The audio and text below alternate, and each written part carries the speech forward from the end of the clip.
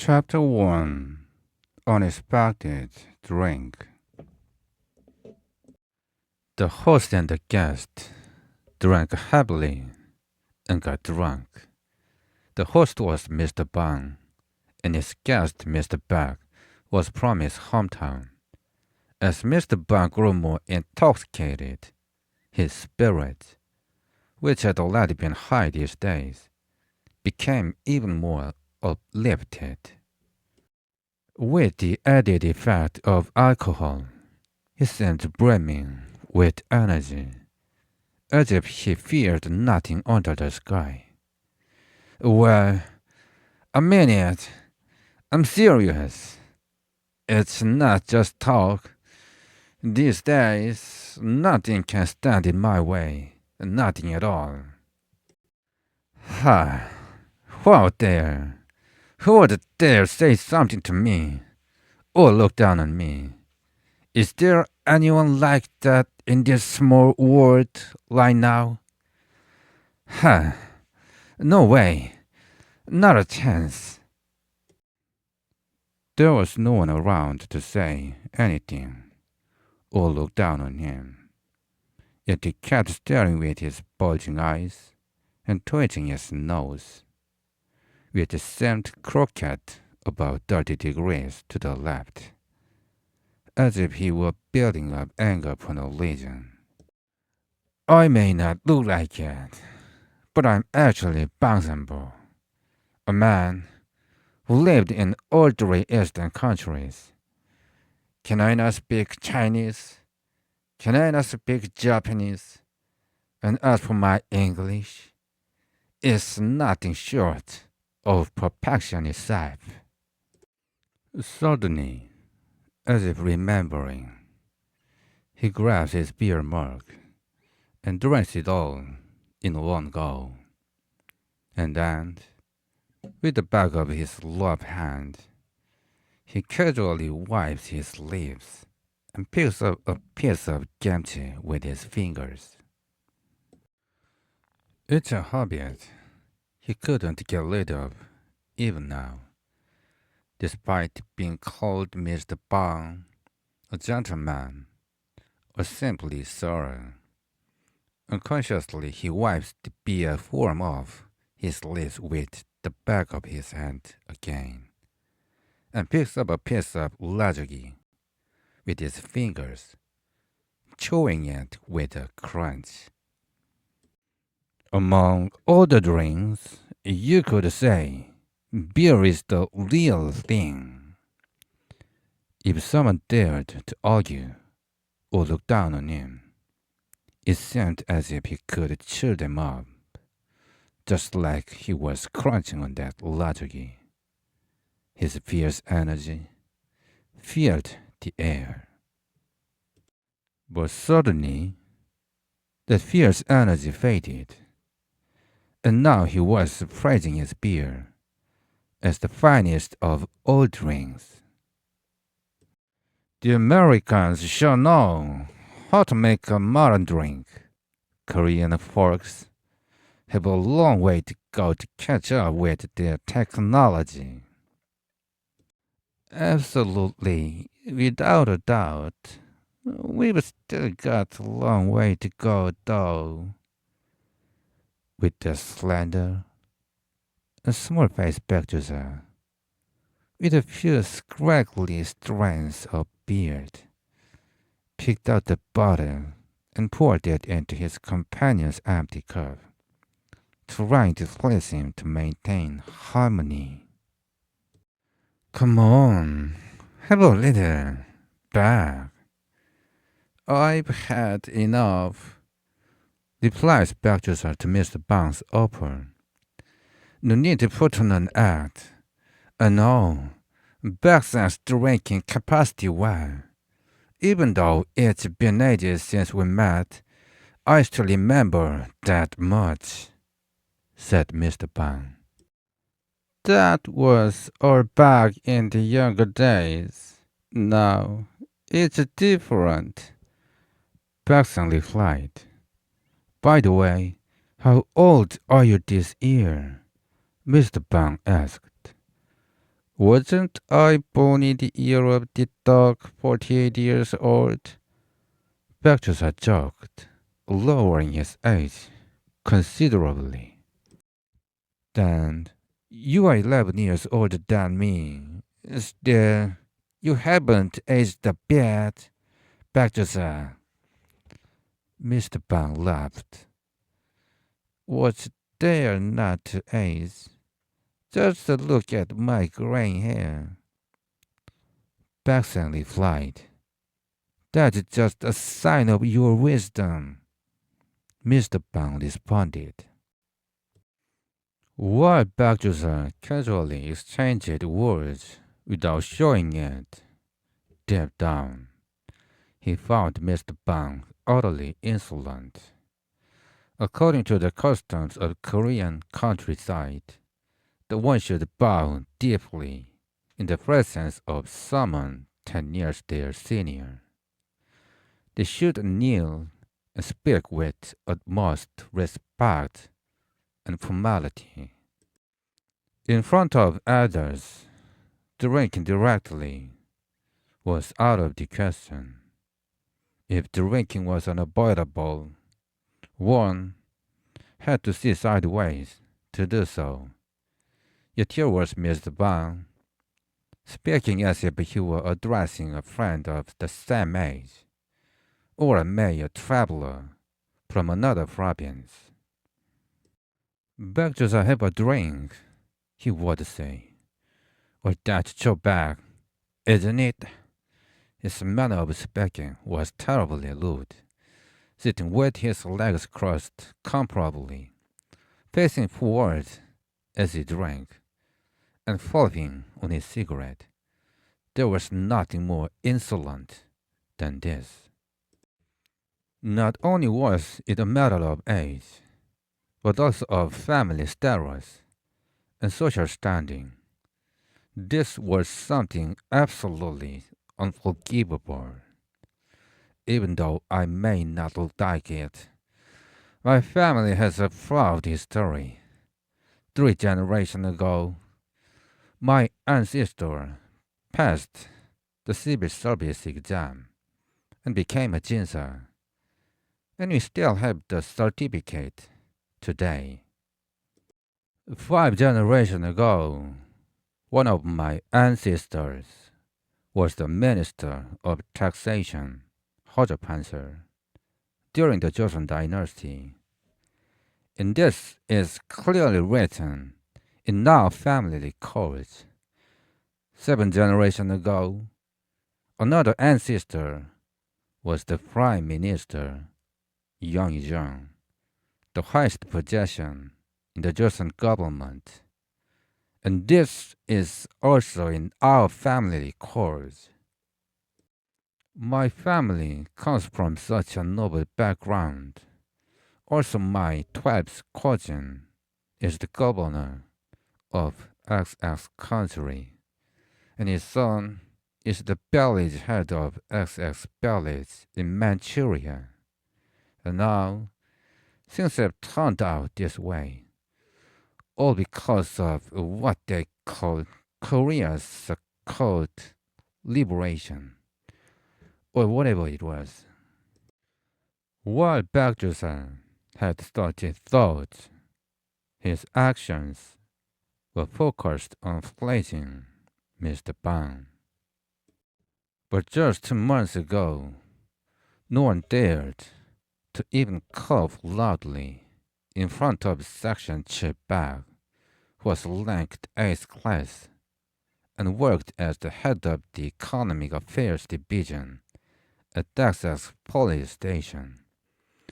And he was none other than Park Joo-sa, the very Baksang, the father of Section Chae Man. If it had been like it was 2 months ago, he would have shouted, "This insolent fellow," and dealt with him right away. For now, he feels confused, wondering where those good times have gone, and how things ended up like this. Anyway, compared to the ever-confused Baek Mr. Bang's background was totally insignificant. Mr. Bang's great-grandfather was an unremarkable drifter from another region. His grandfather worked as a petty official in the village. His father was a straw saddle maker, now 70, still coughing and groaning but alive, and still known as the best straw saddle weaver in the village. And then there was Bangsanbo himself. He was nothing more than a simple laborer who just worked, ate, slept, and made children without thinking about anything else. Nearly 30 years old, he was Sambo, the crooked-nosed drifter, working as a servant and moving from one house to another.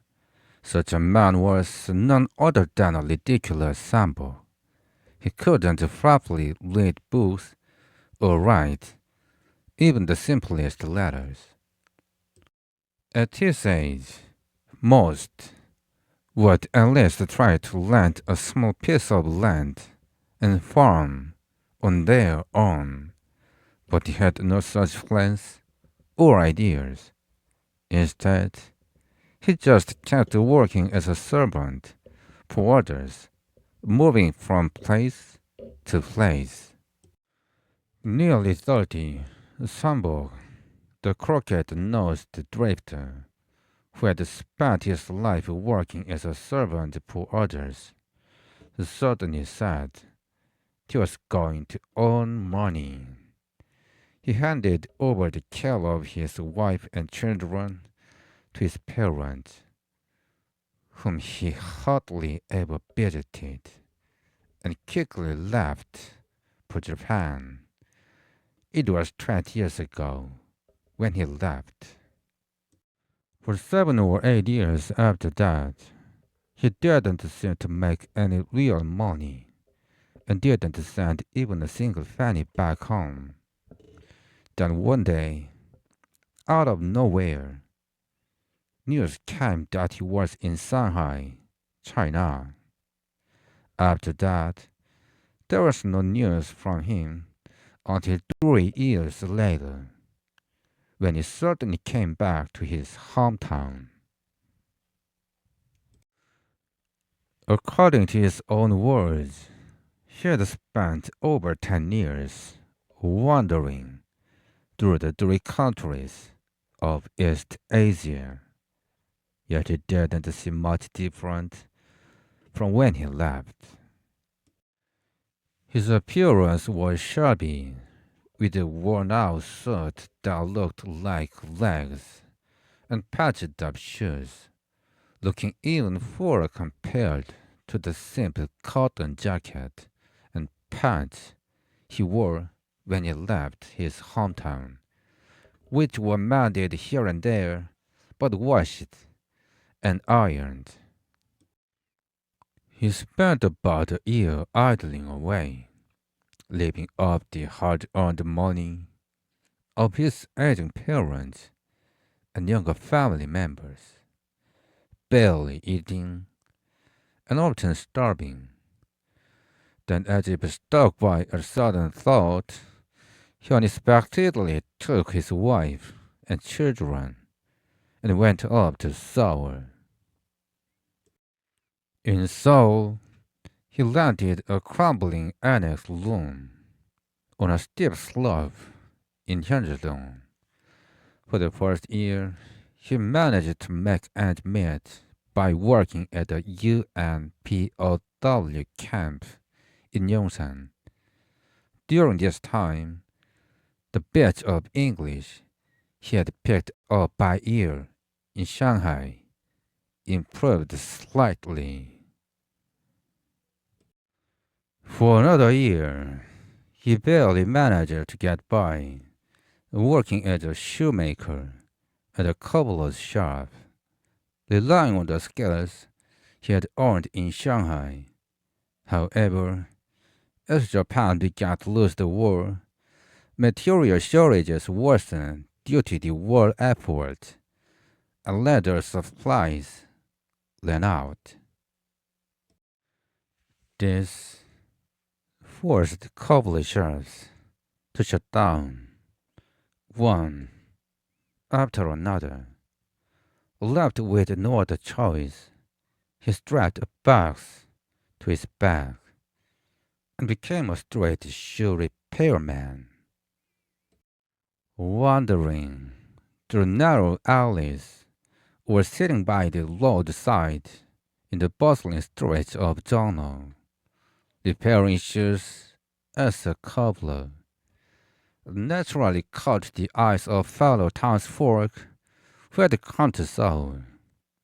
When the news spread back to his hometown, not a single person had anything kind to say, and only mocking remarks filled the air. What? After spending over 10 years abroad in Japan and China, that's all he comes to? Like father, like son. The father sold straw sandals, and now the son repairs shoes. They must have buried his ancestors in a place blessed but shoe-related work. Thus, Sambo, the crooked-nosed drifter, was a man of humble origins, had nothing in sight worth mentioning, and was so poor he could barely get by. His work was simply sitting on the street, fixing worn-out, smelly shoes, hammering in nails, and polishing them. A lowly job, by any standard. A frog, forgetting the days it was a tad for. What an insolent brat, what a nasty fellow. As Bagdusa thought about it, he couldn't help but feel angry inside. But at the same time, he wondered how the crooked-nosed Sambo could have managed to rise so high. Whether he had benefited from his ancestors' blessings or possessed some mysterious skill was impossible to know, and it completely baffled him. Still, the undeniable fact was that Sambo had completely transformed.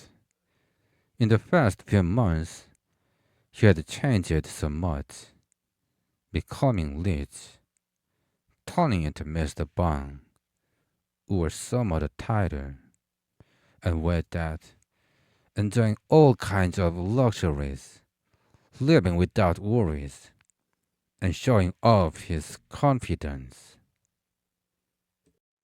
Thinking about it, Bectus found it strange, enviable, and also a little irritating. Face truly is unpredictable, Bectus thought to himself, utterly amazed. In truth, the remarkable rise of the crooked-nosed Sambo was not, as Bectus might have thought, the result of some lucky break of mysterious tricks. It was something very simple and easy to understand. Among his pure natural abilities, he unexpectedly had a bit of sharpness, which allowed him to remember some English phrases he had learned long ago. This was, in a way, a unique trait he possessed. Chapter 2. His Success Secret. August 15, 1945, a historic day when Korea was freed from Japan. On this day, Bang San-bok, a cobbler, sat in the shade across from the park in Jongno, hammering nails into shoes as he witnessed the unfolding of the historic moment. However, Sambok didn't feel excited or happy. He couldn't understand why strangers were hugging each other, crying with joy, and celebrating. To Sambok, it all seemed strange and a bit awkward. The passing crowds felt more annoying than anything else, and the loud cries of Manze made him frown in discomfort. Why is everyone swarming around, shouting Manze, and going mad like they've lost their minds? No customers. The number of customers has sharply dropped. Damn it. Does independence fear one stomach? Muttering to himself like this, a sense of resentment welled up in him. It was only after a couple of days had passed that Sambok began to enjoy the true benefits of Korea's liberation befitting him. The nails he once hammered in 410 or 15 June now fetched 50 June, and a glaring police officer was to be seen. With no Japanese policeman around, he could raise the price for fixing shoes as much as he pleased and fear nothing. Oh, so this is what independence must feel like. Sambok hammered in 10 nails and pocket 5-1, muttering to himself as he worked. However, within a few days, he found himself causing liberation once again. It wasn't just that he alone could change more without issue. First, the suppliers, like those dealing in leather and other materials, began raising their prices as well. Nails, leather, rubber, and thread all became 5 to 10 times more expensive. As a result, no matter how much the shoemakers charged their customers, they had to buy materials at exorbitant prices. In the end, it was the suppliers who grew richer, while the shoemakers' earning remained almost the same as before. Damn it, where on earth has the whole economy gone? Independence? What a joke!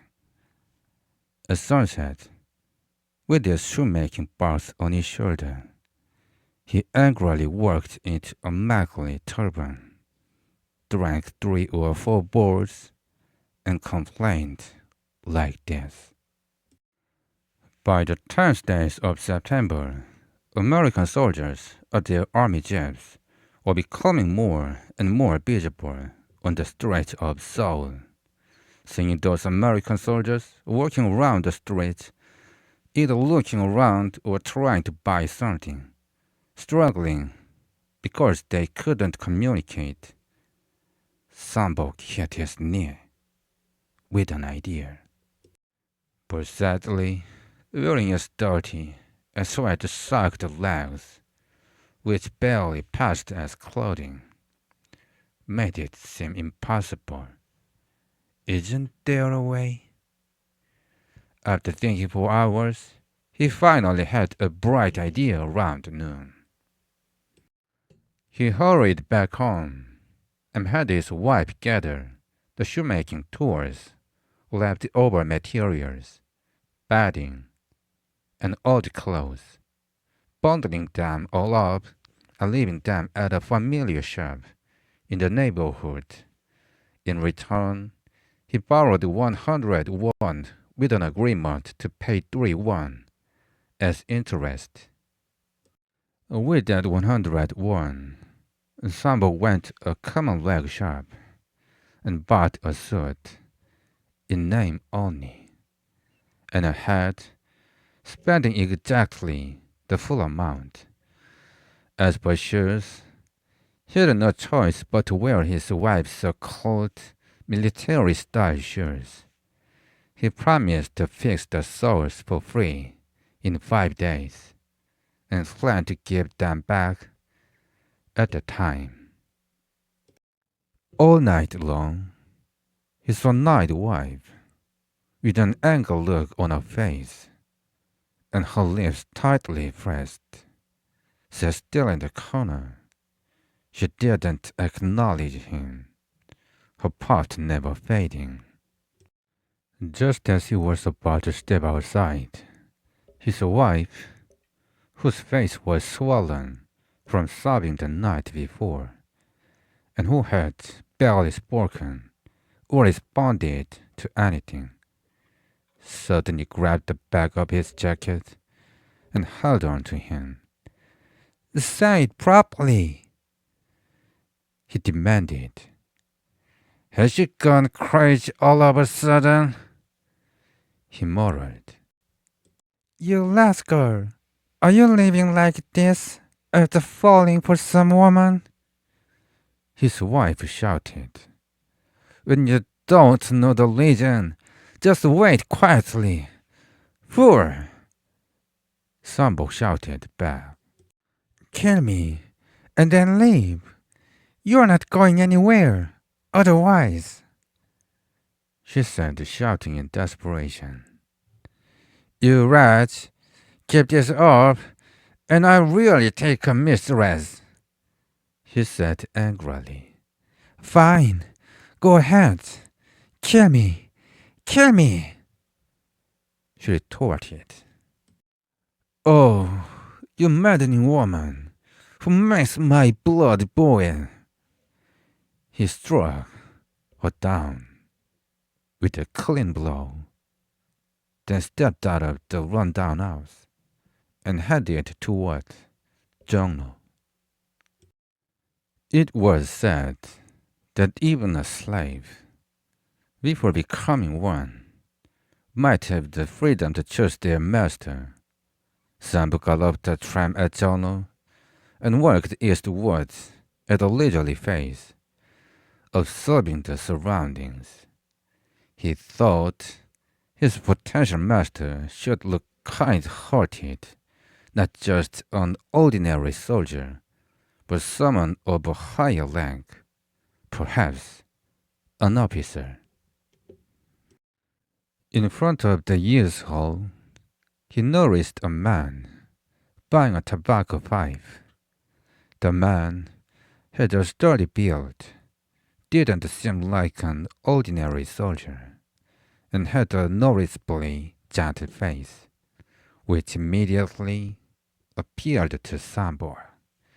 Pretending to browse, Sambo casually moved closer and stood beside him.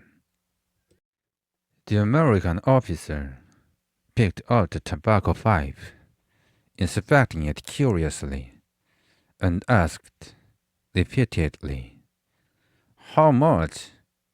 How much?"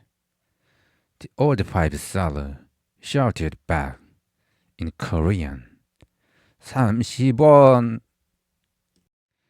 Not understanding a word, the officer tilted his head and kept asking, "How much?" Seeing an opportunity, Sambo quietly said, 31. He spun around to look and exclaimed, "Oh, can you speak?" His expression was so delighted, as if he was about to embrace Sambo, shaking hands so vigorously. It was almost overwhelming. He asked whether Sambo had a job, and Sambo replied that he had just lost one. Then the officer asked, "Would you like to be my interpreter?" Sambo answered that he would. Right then and there, the crooked-nosed cobbler rose to become Mr. Bang and worked as an interpreter for Lieutenant S of the U.S. military stationed in Korea. His weekly pay was about $15, 241. Nearly every day, Mr. Bang guided Lieutenant S during the day to see the sights on the street, and at night to bars with women. One time, while looking at the Sarita Pagoda in Takol Park, Lieutenant S asked how old it was. Mr. Bang, recalling that he had once heard it was thousands of years old, confidently replied, 2,000 years. Another time, while visiting Gyeongharu Pavilion, Lieutenant S asked what the building was used for. Without hesitation, Mr. Bang answered, talking, drink, wine, dance, and sing with dancers. It was explained as a house where the king used to drink, dance, and sing with the courtesans. In my opinion, traditional Korean women's clothing is very beautiful and elegant. So why do they wear Western-style dresses? Asked the Lieutenant S. Mr. Bang replied, because they want to marry Western men. Singing waste overflowing in the streets, including near Seoul Station, Lieutenant S asked if Korean houses didn't have toilets. Mr. Bang replied, of course, every house has one. When he wanted to buy a nice Korean painting, Mr. Bang helped him to get one for 5 won. A picture often hung above door frames, showing a deer holding a special herb in its mouth, with a wise man sitting beside it. When he asked what the most interesting and famous novel was, Mr. Bang answered, Chuosek. He said he wanted to buy a copy, so after several days of searching without success, he finally bought one for him from a neighborhood servant house for 2 won. Besides this, Mr. Bang made many contributions in introducing Korea to Lieutenant S, and these are just a few examples. In direct proportion to his achievement, Mr. Bang grew more magnificent by the day. He moved into the current house, said to have been the home of a senior bank officer before Korea's liberation on August 15. 3 days after he started working as Lieutenant S's interpreter. The house was a grand mansion decorated with a mix of Western and Japanese styles on both floors. The garden was filled with colorful autumn leaves and flowers, and koi fish played in the pond. The room where the host and guests were now sitting and drinking had a protruding terrace in the front, letting in plenty of sunlight and making it the brightest and best room among all. However, the room had no painting hanging on the walls and no suitable furniture placed inside, just an empty room that felt friendly, spacious, Yet Mr. Bang did not seem to care much about things like interior decoration. At least, not yet. At first, he hired a housemaid. Then he hired a seamstress. After that, he hired a young girl to run errands. Every day, several groups of people came to visit Mr. Bang. Most of them arrived in automobiles, and even rickshaws were uncommon.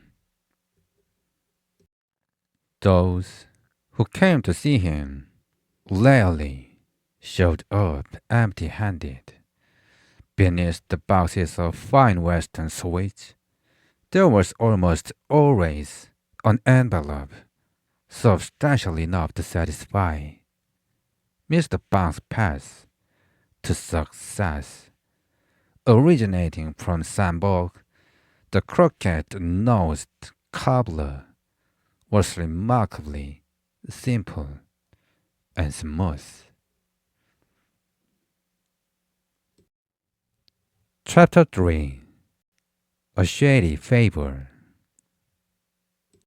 As Mr. Bang, the host, reaches for the bottle to pour a drink into Bacchusa's cup. "Hey, Kimiko!"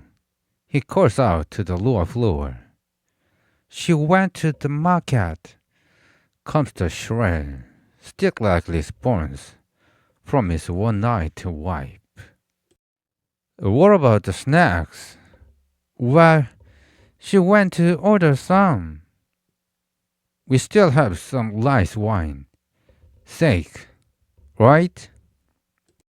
The sound of footsteps echoed on the stairs, and then came the sight of formed hair, followed by a narrow forehead, a one-eyed face, a powdered face, a chest with large breasts in a dress, and finally a pair of thick legs clad in silk stockings, like sturdy fillers. "Soldiers are left this behind," she said, handing an envelope to her husband. "Let's see." He takes the envelope and tears it open.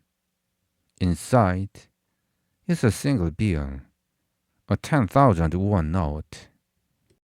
Mr. Bang, bursting with anger, exclaims, "Just 10,000 won? That's it?"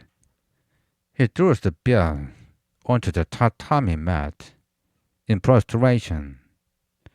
"How would I know?" "That sneaky bastard. Let's see. He buys it for 100,000 won, sells it for 1,000,000, and leaves me with just 10,000? Damn it. If I said just one word to the MPs, he wouldn't even begin to imagine what kind of trouble he'd be in." "Shall I bring Zhang Zhang?" "He doesn't understand that with just one word from me, the dead can come to life, and the living can be brought down.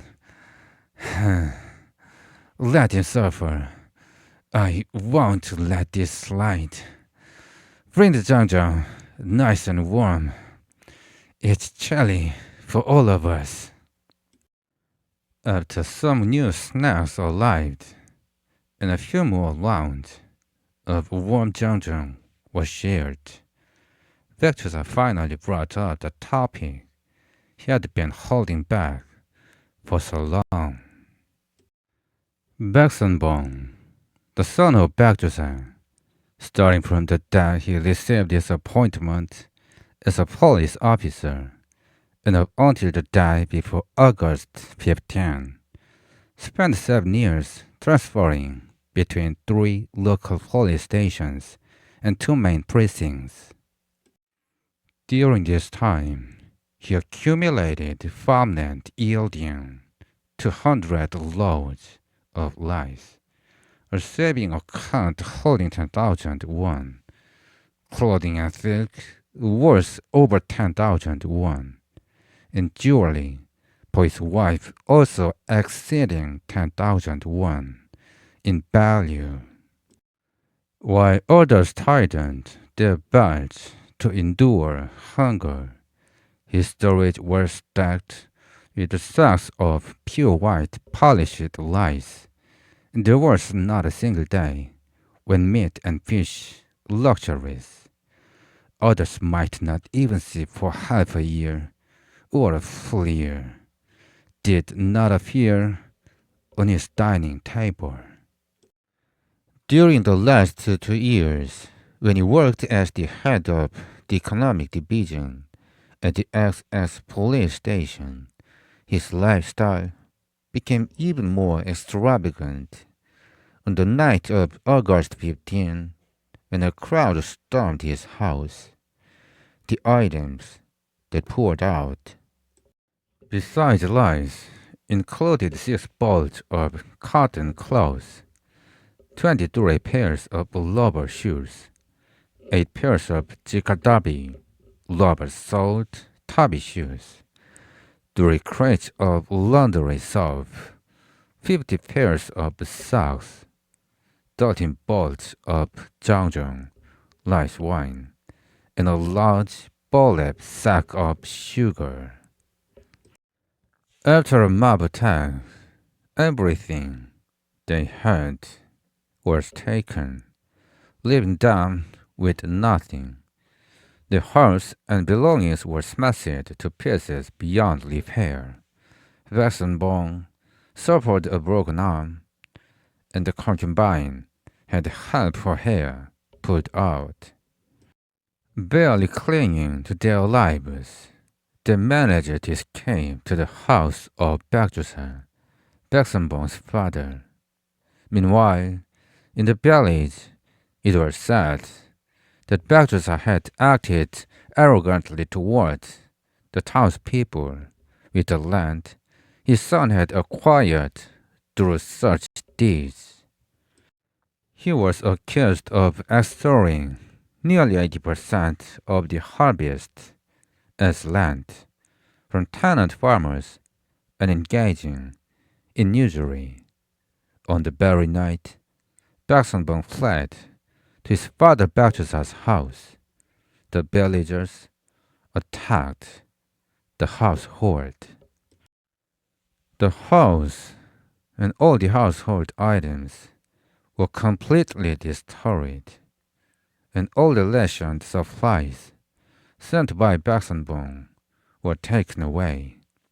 The family was severely beaten, and Bang escaped to his in-law's house, and Bakjusa fled to Seoul. Both barely managed to save their lives. In Seoul, Bakjusa, with no place to stay, was forced to eat expensive meals at an inn. He wandered the streets feeling sad, constantly thinking about how to get back at them and how to recover the money and belongings that had been taken. But he couldn't come up with any good ideas. Then, by chance, he happened to meet this Mr. Bang today. As he was wandering aimlessly through Zhongno, a passing car came to a small stop. A gentleman who had been riding with a Westerner got out of the car. When their eyes happened to meet, he warmly exclaimed, "Oh, isn't this Bakjusa?" He greeted him warmly. Looking closely, it was unmistakably Sambo, the crooked-nosed man, rumored to be mending shoes somewhere on the street. "You're Bang, Bang." "Yes, it's me, Sambo." "Oh, but you're..." Well, it seems it's time to make a living, Danny said. Let's go to my house. And before he knew it, he was being dragged along. Looking neat, managing a household, hiring maids, nannies, and other servants, appearing more refined, and even speaking more confidently, it seemed back to her like a dragon had emerged from a smooth dream. The glory of the past had become nothing but a dream, and having fallen into ruin all at once, he felt as wretched as a stray dog at a funeral, unable to help but shrink his shoulders once again in shame. In such a situation, the thought of how this fellow, who had only recently started doing well, dared to act as if he were his equal, was deeply upsetting. It really made him angry. For that reason, he thought about getting up and leaving more than once. But he held back. It was clear that he held great power. If things went well, there seemed to be a chance to use that power to let out his anger and get back his lost wealth. Getting his wealth back was more important than letting out his anger, and it was worth bowing his head even to someone worse than crooked-nosed Sambo. So listen, dear Mr. Bang, Bergdorf, after adding every bit of detail, whether real or exaggerated, explained the situation at length and finished it by saying, "In any case, please don't let a single one of those scoundrels go. Catch every last one of them, deal with their leaders harshly, and make the others understand what they did wrong. Make them kneel and surrender. Then recover everything they took, everything without exception. Make them pay for destroying the house and all the household items. If you can't do that, I swear I'll give you half of my wealth. Yes, half. So please, dear Mr. Bang." "Don't worry," Mr. Bang responded cheerfully, without hesitation. "Really?" "Well, even right now, with just a word from me, 100 or even 1,000 MPs armed with machine guns will storm down there and turn the place into a wasteland, a complete wasteland. Thank you kindly." Pictures vividly, imagining the scene of his revenge, grabbed Mr. Bang's wrist firmly. "I will never forget this favor. I wiped them all out completely. Just watch," said Mr. Bang.